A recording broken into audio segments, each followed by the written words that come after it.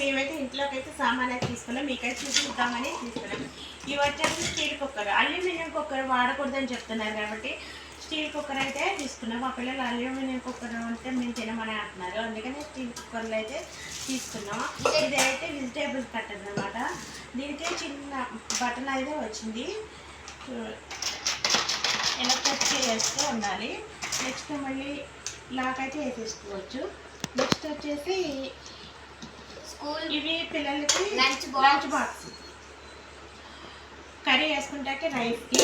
ఇది కళాయి స్టీల్, ఇది కూడా స్టీల్ కళాయి అన్నమాట, కర్రీస్ చేసుకోవడానికి స్టీల్. ఇది కూడా స్టీల్. ఇది వచ్చేసి హాట్ బాక్స్, ఇది కర్రీ పెట్టుకోవడానికి. ఇది వచ్చి రైస్ పెట్టుకుంటానికి. నాకైతే ఇవి చాలా బాగా నచ్చినాయి. వీటిలో మీకు ఏమి నచ్చినాయి కూడా మాకు కామెంట్ చేసి చెప్పండి.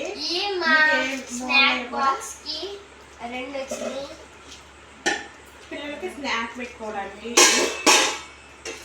ఇది వచ్చి గ్యాస్ స్టవ్ అండి. గ్యాస్ స్టవ్ అయితే ఓపెన్ చేయాలి, ఓపెన్ చేయాలి. నెక్స్ట్ పార్ట్ లో పెడతాం. వీటిలో మీకు ఏవి బాగా నచ్చినాయో మాకు కామెంట్ చేసి చెప్పండి. లైక్ చేయండి, సబ్స్క్రైబ్ చేయండి. రాధా కేర్ యూట్యూబ్ ఛానల్ కి సబ్స్క్రైబ్ చేయండి. Thank you for watching. By by.